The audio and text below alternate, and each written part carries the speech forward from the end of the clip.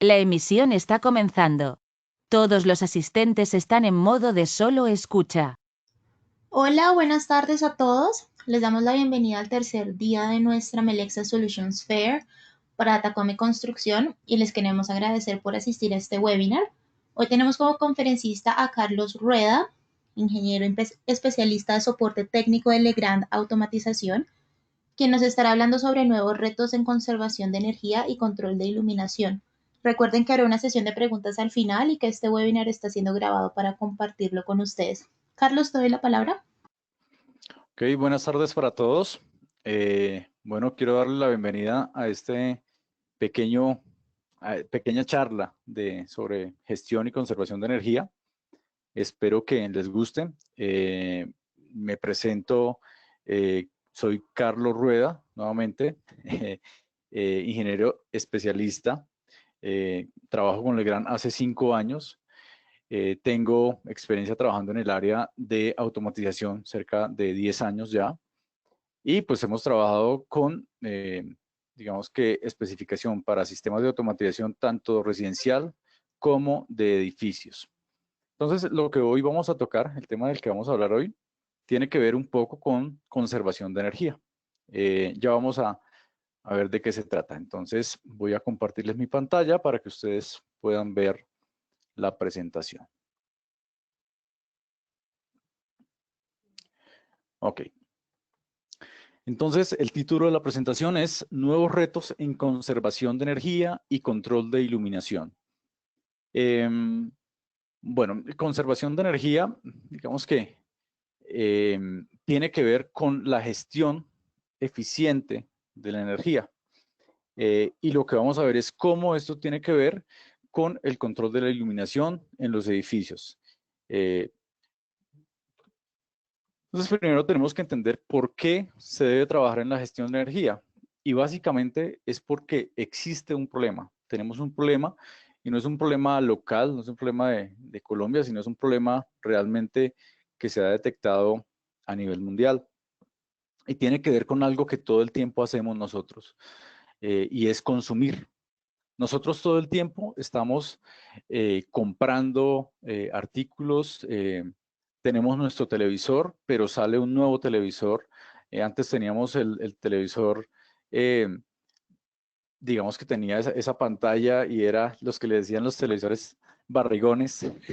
Y luego surgieron los televisores HD y luego los televisores Full HD y luego los 4K, y cada vez que iba saliendo una nueva tecnología teníamos que ir cambiando. Ahorita tenemos los televisores 8K y queremos comprar ese nuevo televisor. Digamos que no está mal querer avanzar, pero sí está mal como avanzamos. Tal vez no lo estamos haciendo de la manera adecuada. Eso, digamos que produce fenómenos a nivel de tendencias, porque si yo compro un televisor, ya digamos que las personas que están a mi alrededor también se antojan y van a querer el mismo televisor, y eso genera un fenómeno popular y pasa en sí con todo el mercado, ¿sí? Pasa con los celulares, ¿sí? Los celulares, el tiempo de vida realmente eh, es corto, ¿sí? Y es corto porque se vuelven obsoletos tecnológicamente de manera muy rápida. Entonces, ¿eso qué genera? Eso genera eh, unas cargas en producción, ¿sí? Esta es una imagen de la planta de Huawei, uno de los mayores fabricantes de teléfonos celulares en el mundo. Es una planta que vemos perfectamente automatizada con todas, digamos que las normas de seguridad. Producen cerca de un teléfono celular cada 28 segundos, ¿sí? Digamos que es un fenómeno en cuanto a tecnología en este momento. Pero eso es lo que vemos y eso es lo que nosotros entendemos cuando compramos un celular. Entendemos que se están fabricando y que se están fabricando sobre altos estándares, pero no vemos el trasfondo. Y resulta que esto está generando un resultado tal vez negativo. No hablo de estas compañías, hablo de lo que está detrás de eso, de lo que se produce, y no solo por ellos, sino por nosotros, que también hacemos parte de la cadena. El resultado es esto. basura tecnológica, ¿sí? Y cada vez que yo cambio un celular, tengo que disponer de esos residuos y puede que yo los disponga de la mejor manera, puede que yo disponga de las baterías de la mejor manera, pero resulta que por estadísticas encontramos que no todo el 100% de esa basura que yo reciclo realmente se lleva o se recicla en los lugares adecuados, ¿sí? Yo la entrego, pero después existe una cadena que se encarga de hacer esa gestión y no la disponen de la manera adecuada. Entonces, solo el 34% de esas basuras se están procesando. El resto, el 66%, no se está procesando de manera adecuada. Entonces, hay también, digamos que oportunidades eh, para trabajar allí. ¿Qué está pasando? Según un informe de la ONU, el mundo generó cerca de 48.5 millones de toneladas de basura electrónica en 2018. ¿Sí? Y se espera que para el 2050 esto se triplique, sea cerca de 120 millones o más. ¿Sí? Entonces, eso es lo que debemos tratar, digamos, de detener. ¿Y cómo lo hacemos? Pues teniendo buenas prácticas. Vamos a ver otros resultados que han generado ese consumo y esa producción, digamos que masiva de tecnología. Esta, por ejemplo, es un vertimiento, se dice que es el lago más contaminado y tóxico del mundo. Allí se vierten, digamos que los residuos de la explotación minera de tierras raras, ¿sí? Esto está ubicado en la ciudad de Batu. Aquí vamos a ver otra imagen. Se ve, digamos que muy mal este sitio, se ve súper contaminado el aire, súper contaminado el agua. Eh, Realmente es algo que nosotros no nos detenemos a ver a la hora de comprar tecnología, pero desafortunadamente eso es lo que genera. Eh, Esta es contaminación que se produce por plantas de carbón en China, en Linfen. También tenemos que esa basura tecnológica se está arrojando a ciertos lugares del mundo y esto pasa en Ghana, ¿sí? En esta ciudad que se llama Agbogbloshie, eh, se deposita cerca del 60% de la basura electrónica a nivel mundial. Pero también la producción masiva genera contaminación. Esta es una de los centros de producción. Esta ciudad es uno de los centros de producción más grandes del mundo de metales pesados en Rusia. También la producción de plomo en China, en esta ciudad de Tallinn, donde se hace con bajos protocolos industriales y no hay muchas reglas allí. Entonces, hasta ahora se están empezando a trabajar en China algunas reglas para reducir la contaminación. También vemos el resultado en Azerbaiyán. Este era un centro de producción industrial que nació desde el año 1935 y hoy día es uno de los lugares más contaminados del mundo. Y nos vamos a encontrar así alrededor del mundo con muchos lugares similares. ¿Y qué ha producido esto? Pues ha producido el tan mencionado calentamiento global. Y ese calentamiento global, pues ese sí nos afecta, ¿no? Porque ya se acerca a las ciudades, pasó en Australia antes de que empezara el coronavirus, de que empezara a expandirse. Teníamos incendios en Australia y en California, y aún aquí en nuestro país teníamos bastantes incendios. Y luego, no solo esto, no solo son los incendios, es la falta de agua, ¿sí? Impacta también algunas regiones. En algunos casos no nos afecta directamente, pero en algún momento ese tipo de problemas van a llegar a nosotros. Y en ese momento, como está pasando justo ahora con esta pandemia, es que nos vamos a preguntar qué vamos a hacer, ¿cierto? Cuando nos toca a nosotros, en ese momento es que nos preguntamos qué es qué es la respuesta o cuál es la respuesta que vamos a dar. Aquí tenemos otra imagen muy triste también dada por el calentamiento global. Esto está pasando en el Polo Norte, inundaciones en algunos sitios donde también hay mucha pobreza.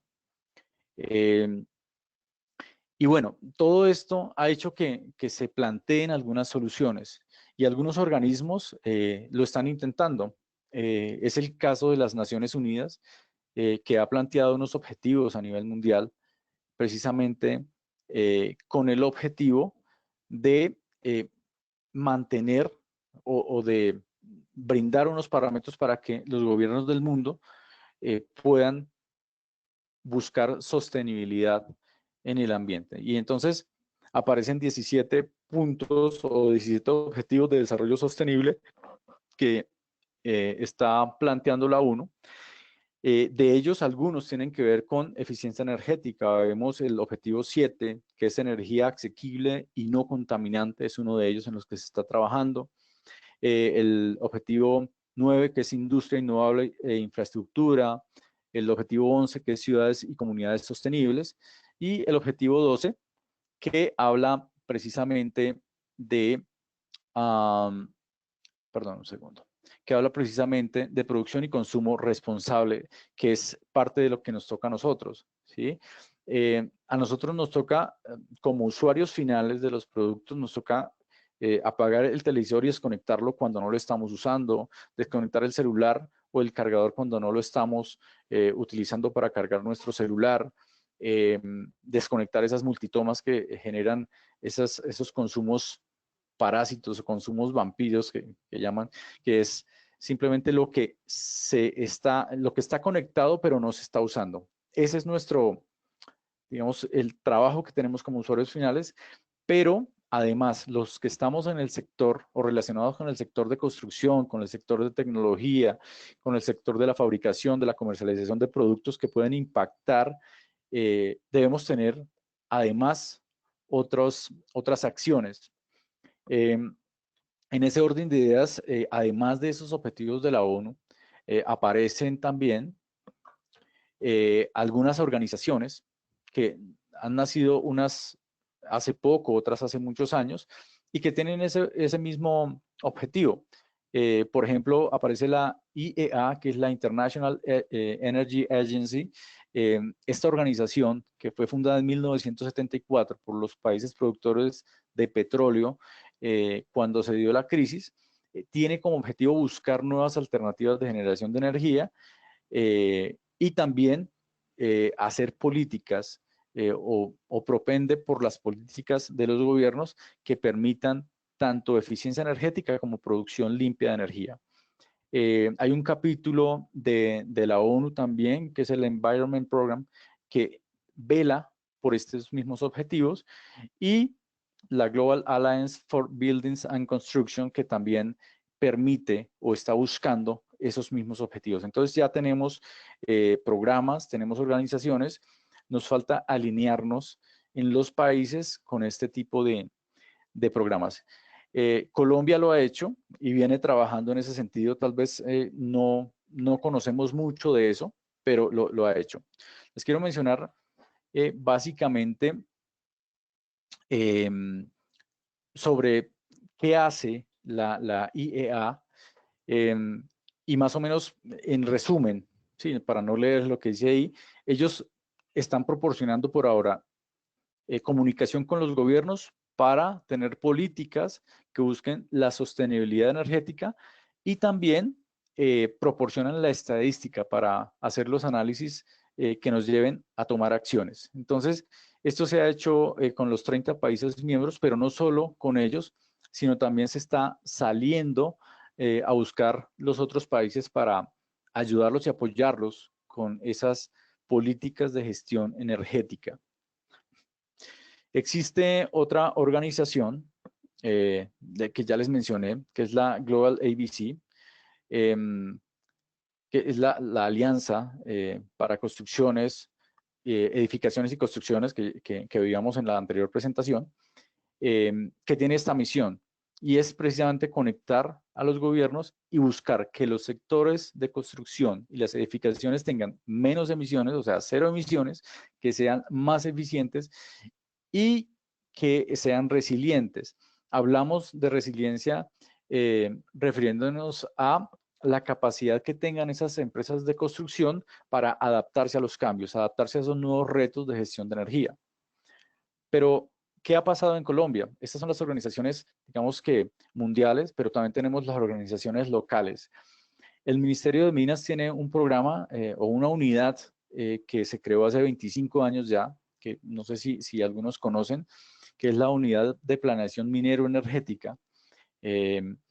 Y busca precisamente planear de manera eficiente cómo se produce y se gestionan las diferentes fuentes de energía. Obviamente aquí no entra solo la energía eléctrica, sino las demás fuentes de energía que usa el país tanto para la producción industrial como para el sector terciario del que vamos a hablar el día de hoy. Ok, entonces la unidad de planeación, rápidamente les menciono, fue creada en el año se creó mediante la ley 143 de 1994 y luego con el apoyo del decreto número 1258 del 17 de junio del 2013. Pero básicamente nos interesa cuál es la misión. La misión es apoyar la formulación e implementación de la política pública y generar conocimiento, que es importante, e información para el futuro sostenible. Así de que los invito, esta es una invitación también a que revisemos esos planes del gobierno, entremos a la página de la UPME, vayamos al Ministerio de Minas y vemos qué se está haciendo, qué se está gestionando para desarrollar estas políticas de gestión de energía en el país. Este objetivo, digamos que lo voy a saltar para centrarnos en uno que tiene mucho que ver con lo que vamos a tratar el día de hoy, y es precisamente el aprovechamiento y el uso responsable de los recursos mineros energéticos. Es el tercer objetivo de los objetivos estratégicos de la UPME y que tiene que ver con lo que estamos tratando de hacer el día de hoy.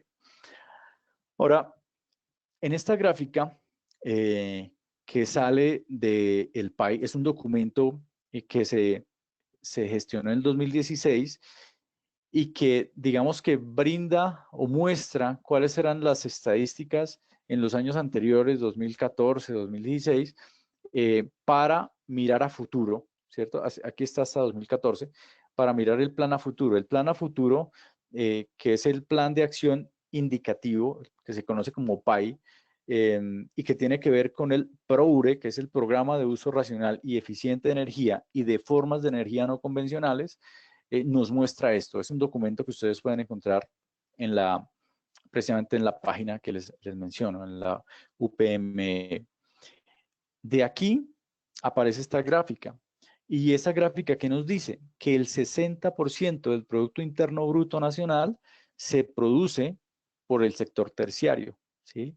Sector que nos interesa, sector, digamos que vamos a tocar el día de hoy. Pero tiene una ventaja este sector terciario, y es que aunque produce el 60% del Producto Interno Bruto, solo consume el 7% de energía final del país. Digamos que diríamos, bueno, no, estamos bien, no tenemos que hacer mucho. Pero ojo ahí, porque en esa pequeña reducción que podamos hacer, estamos reduciendo muchos gigavatios que pueden ayudar precisamente a tener mayor eficiencia energética. Obviamente, tenemos que tocar sector residencial y sector institucional en este caso. El consumo de energía eléctrica, gas natural y gas licuado en petróleo en el sector terciario. Esa es la gráfica que estamos viendo en el momento. Entonces, ¿qué nos dice? Que el 4.84% es GLP, que el 28.92% es gas natural, pero energía eléctrica es 66.24%. O sea, de ese consumo que está teniendo el sector terciario, el 66.24% es energía eléctrica.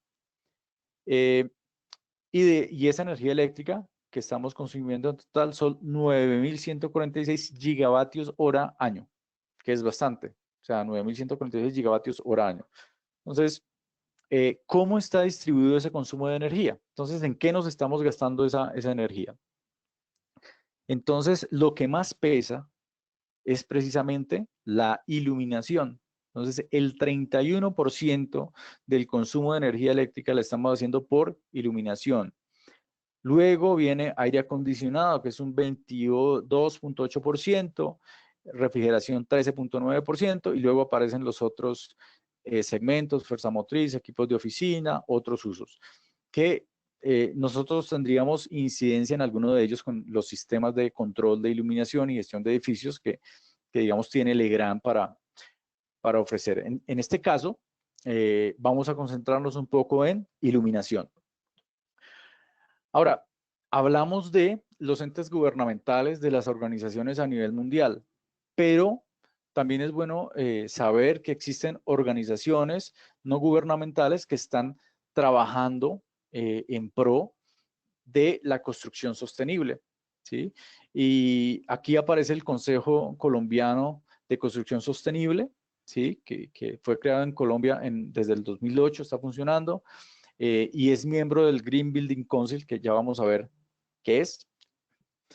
Bueno, pues el Green Building Council es quien creó precisamente la certificación LEED, de la que algunos hemos escuchado mucho hablar, ¿sí? Esa certificación LEED precisamente es como un estándar o una referencia para evaluación de edificaciones sostenibles, ¿sí? Pero no es la única que existe en el país. Existe BREEAM, existe EDGE, existe HQE y el Consejo de Construcción Sostenible creó una nueva, un producto colombiano, digámoslo así, un referente colombiano que se llama CASA y nos habla de las reglas que debemos cumplir para tener edificaciones sostenibles en nuestro país. Ahora, todas ellas las podemos utilizar. Edge es un software y dicen que pues no solo es referente, sino que es un software que permite, por ejemplo, poner los parámetros del edificio para cumplir con LEED o cumplir con BREEAM, ¿sí? BREEAM es británico, LEED es americano, pero digamos que ambos funcionan muy bien. LEED es muy conocido a nivel nacional. Ahora, ¿qué tienen en común estas certificaciones si hablamos de gestión de energía? La mayoría de ellas pues, utilizan un código de referencia y el código de referencia para energía de 91, en este caso 2010, ¿sí? Obviamente cada 3 años sale un nuevo código, un nuevo estándar, ¿sí? Ese nuevo estándar hoy día ya está saliendo del 2019, pero hasta el momento estamos trabajando con 2016. Cada vez que sale un nuevo producto, el de 2013 supera en gestión de energía al 2010, el de 2016 supera en gestión de energía al de 2013. ¿Sí? O sea, cada vez que sale un nuevo código, voy a tener mayor ahorro energético, que es lo que se pretende en este tipo de edificaciones. O sea que yo podría trabajar sobre ASRAE 90-2016 y cumplir y superar las expectativas de lo que me está pidiendo, en este caso, la certificación LEED, la BREEAM, la HQE, la que yo, digamos que escoja. Ahora, ¿de dónde sale esa norma?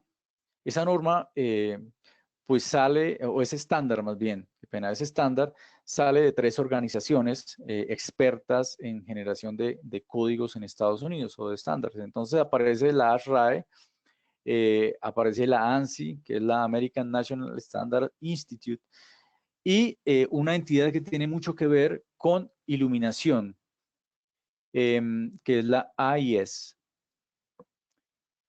Ok, entonces estas entidades se unieron y sacaron ese estándar que es el 91. En este año 2010, en el año pasado sacaron la versión 2019 que está en proceso de divulgación. Pero todavía, como les decía, estamos trabajando con la versión 2016. Ahora, Legrand, buscando que, digamos que las edificaciones y los gremios de construcción tengan acceso a productos que cumplan con esa normatividad, pues ha desarrollado productos precisamente para eso, para cumplir con esas expectativas del mercado y de la construcción sostenible.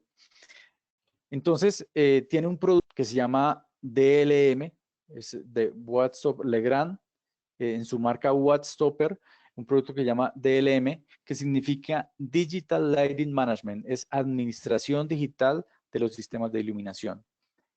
Y tiene muchos productos que permiten hacer ese control de iluminación para obtener ahorro energético. Entonces aquí vemos un poco una imagen.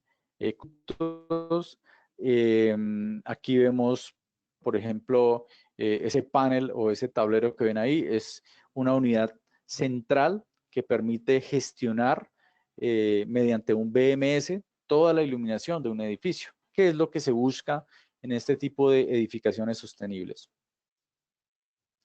Ahora, aquí vemos una aplicación muy sencilla de control de 2 cargas, pero vamos a pasar al siguiente slide para mostrarles qué hace este sistema o qué tiene de interesante. Primero, algo muy interesante es que se configura automáticamente para el máximo ahorro de energía. Es decir, los parámetros del código de ASHRAE 91 están puestos automáticamente para que cuando yo conecte los equipos, él automáticamente, dependiendo de los equipos que yo instale, según la ubicación, pues se configura automáticamente para obtener la mayor eficiencia energética. Luego, la conexión es muy rápida, lo hago a través de cables UTP con terminales RJ45 y pues como les decía, cumple y supera las exigencias de los códigos de energía americanos. ¿Y por qué digo los códigos de energía americanos?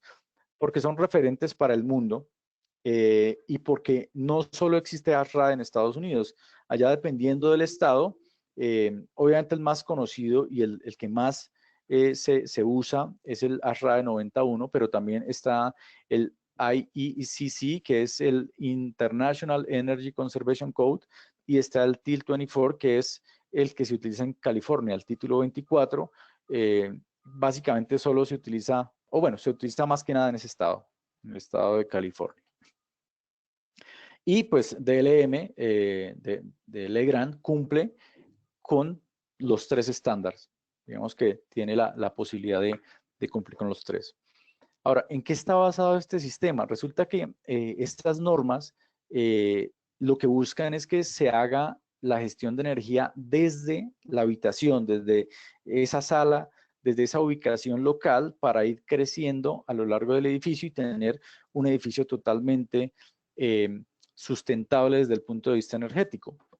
Entonces, aparecen los diferentes elementos que podrían hacer parte de una habitación con energía sustentable y aparecen los room controllers, que son como digamos que el núcleo de esa sala que yo voy a automatizar, que voy a gestionar energéticamente. Entonces, existen on-off, que son para controlar cargas de encendido y apagado.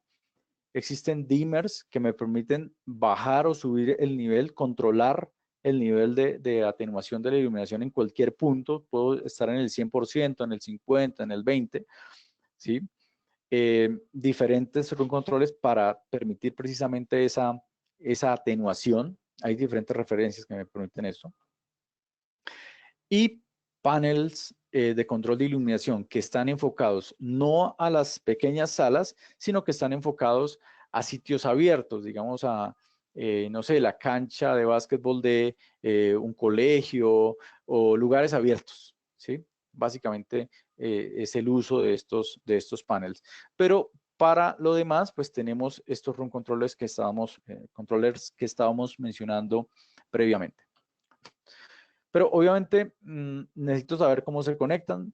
Por reglas, siempre debo tener una protección. Esto me lo dice tanto la norma americana como nuestro NEC, nuestra NTC 2050, nos dice que debo utilizar una protección y nuestro RETIE, ¿no? Que es el que de obligatorio cumplimiento. Igual pasa con los panels. Necesito protecciones eléctricas, que obviamente tenemos en Legrand a disposición. Pero ¿cómo controlo yo esas cargas? Obviamente ese room controller se encarga de cortar o dejar pasar la energía, pero lo hace a través de unas interfaces de usuario. Y como interfaces de usuario puedo tener sensores de presencia que hay de montaje en pared, en techo, en esquina, bueno, y hay de diferentes tecnologías, pasiva infrarroja, ultrasónica, dual. Realmente hay diferentes alternativas. Luego tengo los switches que me permiten hacer un control manual de esas cargas, ¿sí? Y voy a tener también los fotosensores, ¿sí? Muy importantes hoy día a la hora de gestionar la iluminación, porque estamos utilizando mucha iluminación natural o lo que conocemos como luz día. Entonces, cuando yo tengo un espacio que está iluminado, valga la redundancia, con iluminación natural y además tengo encendida la luz eléctrica, pues estoy perdiendo energía, ¿cierto? Estoy desaprovechando energía. Y entonces necesito un elemento que no sea manual, porque a mí a veces se me puede olvidar apagar la luz, como tengo deslumbramiento porque me está entrando la luz natural, yo ni me doy cuenta que la luz eléctrica está prendida y entonces no la apago y estoy teniendo un consumo de energía que no necesito. Entonces con estos sensores eso es lo que mido. Mido cuánta luz día, cuánta luz natural está entrando a esa ubicación y puedo automáticamente gestionar el apagado o la compensación, ¿sí? Entonces, apagado o compensación. ¿Por qué menciono compensación? Porque es reducir esa iluminación, esa luz eléctrica, a medida que va aumentando la luz natural. Eso me genera un ahorro bastante significativo en el consumo eléctrico. Ok, entonces, ¿cuáles son las aplicaciones de estos sistemas de control de iluminación? Pues básicamente se aplican a todo el control de iluminación del sector terciario. Entonces, edificios de oficinas, hoteles, campus universitarios, colegios, se aplica también a hospitales y aún también, aunque en ese momento estamos hablando del sector terciario, también, alguna incidencia también van a tener el sector industrial. Yo puedo tener mi sistema de control de iluminación en un espacio industrial para hacer una gestión de energía, cuando tengo luz natural, cuando tengo horarios de trabajo que puedo controlar, zonas de trabajo que no están en todo el tiempo en funcionamiento, pues puedo instalar un sistema de gestión de energía para controlar el consumo, que pues sumado al consumo de las máquinas va a ser más alto. Entonces, en cuanto a norma, yo tengo que revisar qué me dice la norma nacional. Y me aparece Retilab, que tiene que ver con el control de iluminación. Entonces, Retilab básicamente, ¿qué define? Retilab define qué tanta iluminación debo yo tener en un espacio y de repente los equipos que debo usar en esos espacios. Él va un poco más hacia ese tipo de legislación. ¿Cuántos luxes o cuántos full candles puedo tener yo en determinado espacio de trabajo? ¿Sí? Obviamente se tiene que apoyar en estándares como el ASRAE 91 para decirme, bueno, pero para esta luz yo necesito tener, o para tener luz en este espacio, necesito tener tal control de iluminación que me permita una gestión energética. ¿Sí? Eso es, digamos que es un conjunto de diferentes entidades que están trabajando para tener energía sostenible. Entonces, ¿qué me dice? En edificaciones con más de 500 metros cuadrados de construcción, debo disponer de sistemas de control automático de iluminación. Y esto fue sacado de la ASRAE 91 de 1999. O sea, hace tiempos que se hizo ese Retilab. Estamos esperando pues una actualización, ¿sí? Esperemos que se dé pronto. Creo que ya hay una por ahí en camino, ¿sí? Y luego viene pues algunas de las demás cosas que nos dice. Dice, entre las posibilidades que tengo para hacer el control de iluminación, puedo tener encendido manual, encendido automático y atenuación de flujo luminoso o dimmers, y control por pasos, atenuación automático, que digamos que eso es más refiriéndose a lo que pide el estándar de ASRAE 91. Y entonces ASRAE 91 primero tiene un campo de aplicación y segundo, de acuerdo al campo o al espacio, al lugar que yo voy a controlar, me va a dar unas normas de funcionamiento. Entonces, los espacios, ¿cuál es el alcance de ASRAE 91 en cuanto a iluminación? Entonces dice, espacios interiores de edificios. Eso es lo que yo voy a tener que controlar. Iluminación exterior que se alimenta por el servicio eléctrico del edificio, también se incluye ahí. Luego, alteraciones de iluminación del espacio interior donde se altera el 20% más de la iluminación. O sea, cuando se hacen algunas modificaciones en la iluminación. Y habla de excepciones, entonces dice, bueno, la iluminación de emergencia, pues no la puedo tocar con esa norma, la iluminación dentro de las unidades de vivienda y la iluminación requerida para la salud o la seguridad de la vida. Iluminación de gas. Pues, iluminación de gas ya casi no se usa, eso se usaba antes, que son lámparas que funcionan con gas, ¿sí? Eso es básicamente. Entonces no hacen parte del alcance de el ARRAE 91. Y aquí me define unos parámetros, ¿sí? Y unas excepciones. Entonces dice, por ejemplo, que para áreas de menores o iguales a 10.000 metros cuadrados, que son 929 metros cuadrados, debo tener dispositivos de control local. ¿Listo? Y que esos dispositivos deben ser de fácil acceso, o sea, que yo pueda alcanzar con la mano para controlar la iluminación de ese espacio. Pero además me dice que debo tener línea de vista con el dispositivo, con la iluminación que voy a controlar. Voy a pasar un poco por encima de este tema. Yo, pues en la página de Legrand Norteamérica pueden encontrar, esta es una guía rápida de cumplimiento con la ARRA de 91-2016. Van a poder encontrar esta información, porque es que si miramos en detalle cada punto, nos vamos a quedar un poco cortos de tiempo. Entonces, por esa razón, voy a mencionar rápidamente estos puntos y para mayor detalle, pues se pueden comunicar con nosotros, con Legrand, y les vamos a ayudar un poco para entender cuáles son las necesidades en este aspecto y con qué productos podemos solucionarlo, ¿sí? Existe también control manual o parcial que se pide para áreas como pasillos, baños, enfermerías, vestíbulos, que son los lobbies, ¿sí?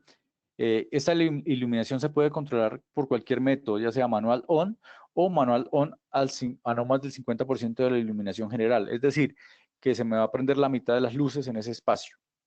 Me pasé.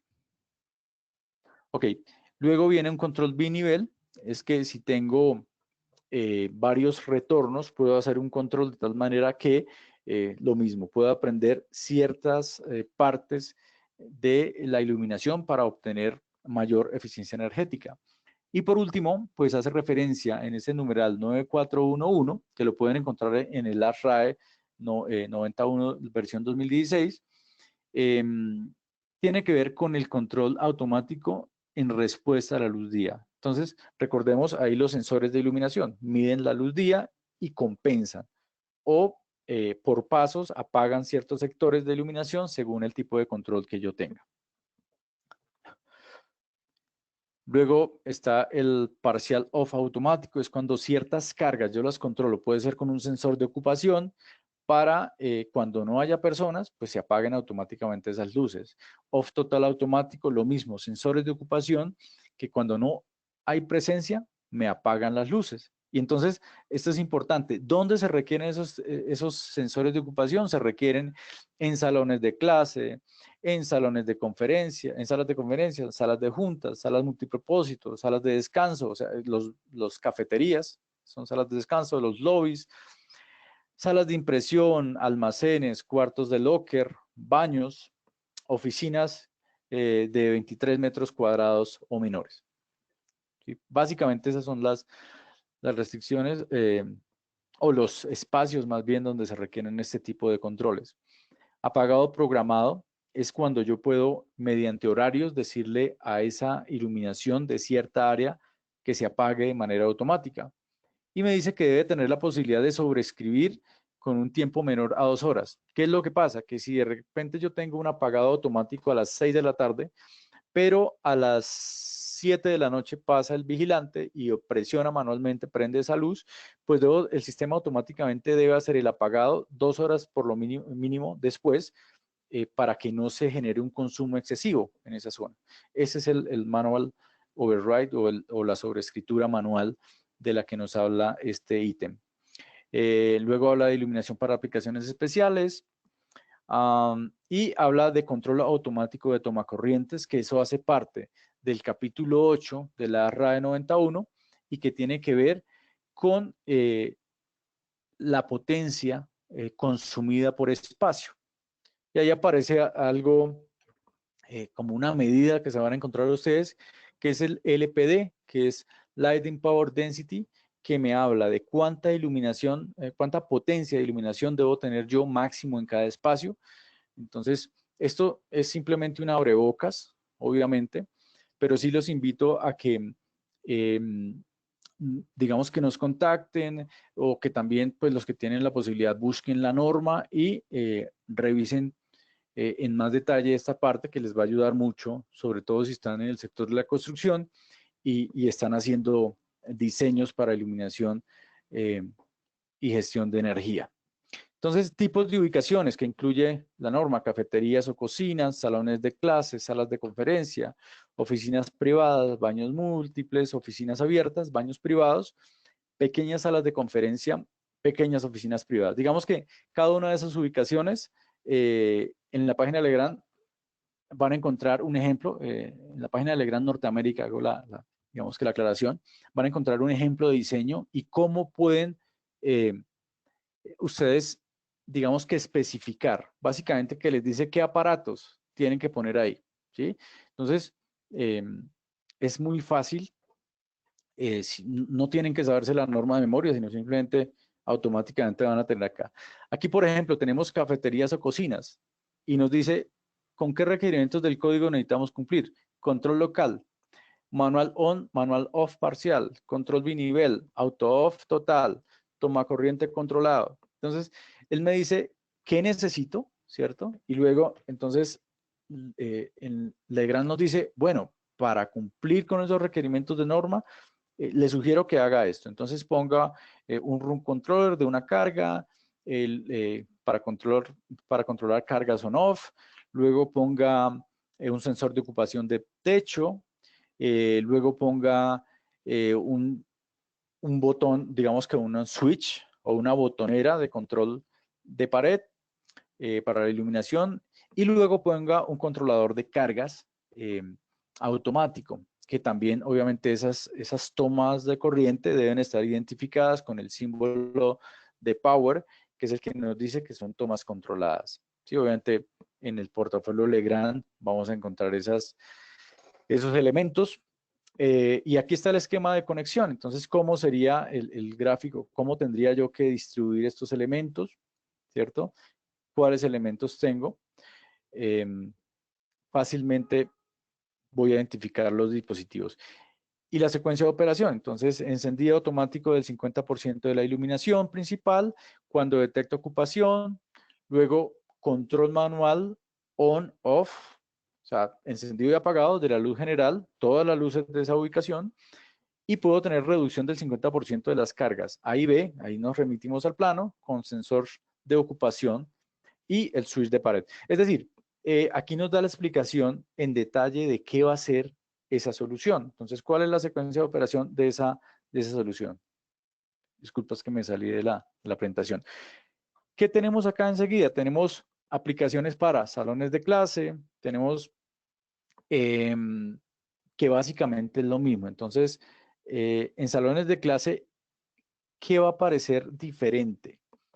Me está pidiendo respuesta automática a la luz día, que no me pedía en la cafetería, pero aquí sí me lo pide. ¿Por qué? Porque normalmente los salones de clase deben ser diseñados de tal manera que tengan acceso de luz día. Pues antes eso no se pensaba mucho, pero hoy día sí. Entonces, si hay entrada de luz día, debo tener gestión de esa luz día para poder controlar cuándo tengo que bajar la iluminación eléctrica, la luz eléctrica, para que la luz natural, la luz día, sea la que ilumine el espacio. Esa es básicamente la diferencia ahí. Pero por lo demás, los otros elementos son muy parecidos. Obviamente voy a tener más cargas a controlar en este caso y diferentes tipos de controladores de iluminación. Como por ejemplo, en este caso aparece un dimmer, ¿sí? Un controlador dimmer, es decir, un elemento que me va a permitir atenuar de manera controlada a medida que el sensor de iluminación, el fotosensor que aparece por acá, nos va dando la orden. Y eso lo hace automáticamente. No tengo que estar yo pendiente de que si entró mucha luz, que si pasó una nube, que si se oscureció, que no. Automáticamente el sensor de iluminación va a dar la orden al sistema de bajar el nivel de iluminación eléctrica cuando hay suficiente luz natural. Esquema de conexión, ¿sí? Y básicamente esto aplica para diferentes espacios. Voy a pasar un poco por encima de esto. Obviamente es el mismo procedimiento, los requerimientos del código contra la lista de materiales, de productos que necesito y cómo va a funcionar eso en mi espacio. Es el trabajo casi que está hecho. Ahora, ¿qué es importante tener en cuenta?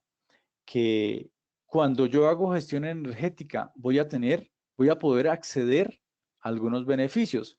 Esos beneficios son incentivos que está haciendo la UPM precisamente para que nosotros tengamos, por ejemplo, exenciones tributarias que aplican tanto para fuentes no convencionales de energía, eso es producción energética, como para eficiencia energética. Y ahí no solo entra, digamos que la UPME, también entra el ANLA, que es la Autoridad Nacional de Licencias Ambientales, y la DIAN, que obviamente que es con la que se va a hacer la gestión de los tributos.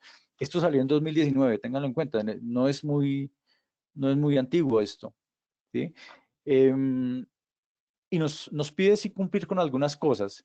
Y efectivamente en el sector terciario nos dice que en cuanto a iluminación, debemos tener edificaciones certificadas, fase de diseño por ente certificador acreditado nacional o internacional de construcción sostenible. O sea, ahí entra BREEAM, ahí entra LEED, ahí entra CASA, ahí entra, bueno, el ente certificador de construcción sostenible. Luego, medida avanzada. Entonces, debo tener los dispositivos Legrand para que hagan la medición y la gestión de energía con hardware y software y pueda yo saber cuánto estoy consumiendo por espacio para tener esa gestión de energía completa. Luego viene el diseño y implementación del sistema de gestión de energía. Ya sabemos que en 2018 se lanzó la ISO 50001 y entonces puedo certificar mi edificio en ISO 50001. Pues entonces, ¿qué nos queda de tarea? Nos queda mucho estudio, aprender a buscar estos beneficios. Bueno, digamos que es lo que teníamos para presentarles el día de hoy. Yo les doy muchas gracias por haber asistido. No sé si tengamos algunas preguntas. Tal vez Paula me iba a ayudar con eso. Hola Carlos, buenas tardes. Buenas tardes Hola. a todos. Les saluda Diana Castillo, gerente de producto de iluminación de Melexa Sunepar a nivel nacional. Primero que todo, agradecerles por sacar un tiempo de su espacio para acompañarnos en esta charla. Son espacios que hacemos precisamente para ustedes, para transmitir avances, conocimientos, adelantos acerca de los diferentes temas. Antes de leer las preguntas, quisiera recordarles que finalizando la capacitación les enviaremos un link en el cual van a tener el video para que lo puedan revisar cuando consideren necesario.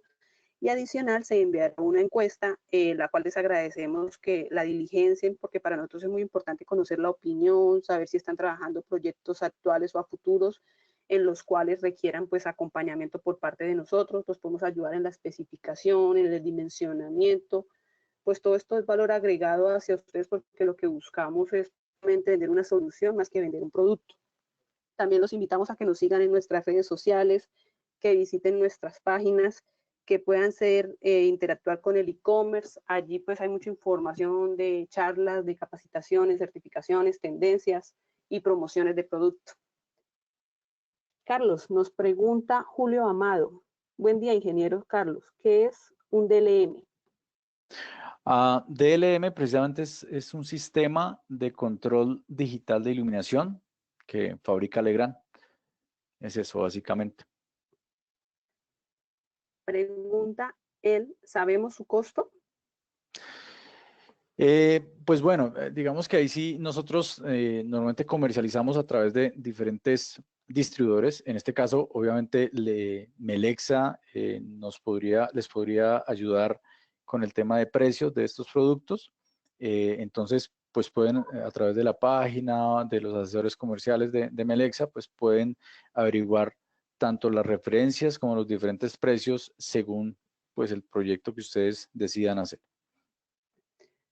Sí, Julio, con mucho gusto nos puedes escribir, en la información irán nuestros datos de contacto para poderte ayudar. Dependiendo del tipo de proyecto, te ayudamos con la selección, obviamente con la propuesta comercial y técnica, donde está el catálogo y fichas técnicas de todo lo que se requiere. Nos pregunta Melquisedec, por favor me indica, ¿certificación LEED todavía está en la 2016 o al 2020 ya hay una nueva? Bueno, aún no, digamos que no ha salido. Estamos trabajando con la versión 4 de LEED. Esperemos qué nuevo va a salir desde el Use Green Building Council. Estamos en la versión 4.1 a la fecha. Exacto, sí. Yo le digo 4, sí, la versión 4.1, exactamente. Gracias, Mili. Ángel Quintana nos pregunta, ¿los tableros de control de iluminación requieren certificación de producto Retilar? Requieren y tienen. Sí, señor. Edinson Gerardo Becerra nos pregunta, ¿los interruptores, sistema DLM y otros componentes requieren cableado UTP punto a punto al panel? Dependiendo del sistema, no necesariamente al panel, al room controller. Necesitan conectarse por UTP al room controller que estaría ubicado en cada sala. Es decir, el cableado es corto, realmente. Nos pregunta Ángel Quintana, ¿los tableros de control y monitoreo remoto con protección integrada requieren certificado Retilar? Sí, no, ¿por qué? Bueno, digamos que sí requieren certificación Retilar, porque digamos que todos los elementos que se usen para controlar iluminación de manera activa, pues requieren certificación Retilar. Hernán Darío Contreras nos pregunta, para controlar la iluminación de zonas comunes de un edificio residencial, ¿recomiendan tableros o sensores? Qué pena, me perdí un poco. ¿Para qué? Para controlar. Para controlar la iluminación de zonas comunes en un edificio residencial, ¿recomiendan tableros o sensores? Las zonas comunes pueden controlarse con tableros, porque es un área, un espacio bastante grande y no necesita una gestión como por cada espacio, sino en total, la gestión de energía de esas zonas comunes. Nos pregunta Edinson Becerra, ¿cuál control de iluminación, gestión de energía, se recomienda para el caso de una vivienda campestre de 350 metros cuadrados? Bueno, aquí ya estaríamos hablando de otro tipo de sistemas, sistemas ya de uso residencial, y nosotros tenemos en el portafolio diferentes tipos de sistemas. El día de hoy hablábamos de sistemas para control de edificios, pero también tenemos el sistema My Home de Vitichino, y tenemos sistemas también como Radian, de los cuales ustedes pueden conocer un poco más en nuestra página. Pero sí, tenemos en el portafolio diferentes soluciones para ese tipo de aplicaciones residenciales. Melquisedec nos pregunta, ¿estos dispositivos se pueden conectar en CC generada por paneles solares? Estos dispositivos están hechos, digamos que para funcionar con corriente alterna, 120 voltios de corriente alterna, porque la mayoría de cargas, además, pues aún hoy día funcionan con corriente alterna. Obviamente, yo podría generar esa corriente desde paneles solares, usando un inversor, pues puedo elevar los niveles de tensión y ponerlo en alterna y usar corriente, digamos que energía solar para alimentar un edificio. Nos pregunta María Belén, ¿se puede tener un controlador de iluminación para dos áreas cercanas o es recomendable tener un controlador de iluminación por área? Por ejemplo, ¿se puede tener un controlador LMRC 102 y tener sensores de presencia y switch de pared independientes en cada oficina? Ya, digamos que ¿Qué independiza el Room Controller? Independiza los circuitos de iluminación o los retornos de iluminación que yo voy a controlar. Entonces, lo más recomendable es que para cada espacio yo tenga un Room Controller. ¿Sí? Digamos, si tengo una sala de juntas, puedo tener uno o varios Room Controllers en esa sala de juntas y sus respectivos dispositivos de control, sensores, fotosensores o sensores de iluminación e interruptores manuales. ¿Sí? Pero lo sugerido, lo aconsejable es siempre utilizar dentro de cada ubicación Room Controllers y así voy a tener una gestión más mejor. César Sánchez nos pregunta, ¿el DLM qué limitación tiene en cuanto a la cantidad de dispositivos a controlar? Bueno, digamos que el sistema está hecho para alcanzar un campus universitario, está hecho para alcanzar un edificio muy grande. La gestión en qué está dada, la gestión está dada en el número de dispositivos BACnet. Lo que pasa es que eso no lo miramos acá. Nosotros, para hacer la gestión del edificio, ya trabajamos sobre un protocolo BACnet y a medida que voy aumentando los puntos BACnet a los que quiero llegar o la cantidad de dispositivos, pues voy a tener simplemente que crecer con la infraestructura del sistema BMS de mi edificio. Entonces, no es tanto la limitación del sistema DLM como tal, sino la limitación que me dé el protocolo BACnet para captar esos puntos o esos dispositivos a un BMS. Pero eso, digamos que tiene solución, siempre tiene solución con los gateways que hablan DLM y luego pasan esto a BACnet. Nos pregunta Edinson Gerardo Becerra, ¿cuál es la página web Legrand norteamericana? Legrand.us. María ¿Sí? Belén nos pregunta, ¿hay algún modelo de controlador de cargas tomacorrientes a 220? El modelo Legrand LMPL 101 es solo para 110 voltios. Sí, pues realmente por norma allí las cargas en Estados Unidos funcionan a 120 voltios, fase neutro, y pues aquí en nuestro país también. En algunos casos se usa que se conectan algunas cargas a 220 voltios, fase, pero realmente no es muy correcto, ¿sí? En ese caso, ¿qué tendría que hacer yo? Tendría que utilizar mi controlador y para controlar esa carga, digamos que estoy conectando de esa manera, pues tendría que usar precisamente un contactor, energizo la bobina de ese contactor con mi controlador y luego pues ese contactor va a controlar la carga.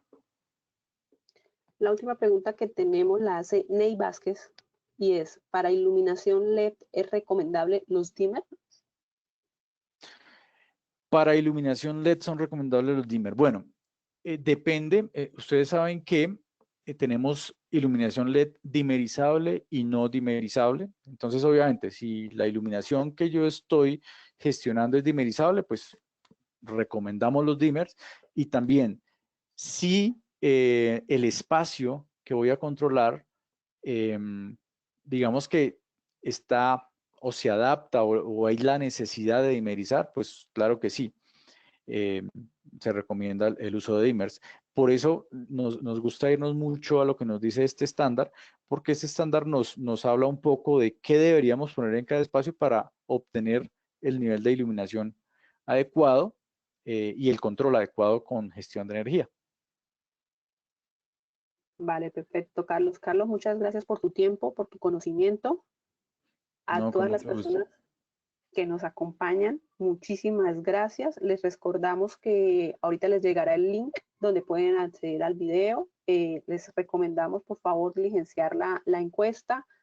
Recuerden que esta semana seguirán tratándose en más temas, no solo de iluminación, sino de todo el portafolio que maneja Melexa en cuanto a tendencias.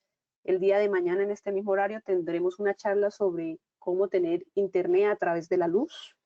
Y pues les recomendamos seguirnos en nuestras redes sociales, los invitamos a que nos acompañen, a que interactúen con nuestra página, pues allí hay mucha información de promociones, de tendencias, de cursos, y pues estamos para apoyarlos en lo que requieran con muchísimo gusto. Muchas gracias a todos. Feliz tarde.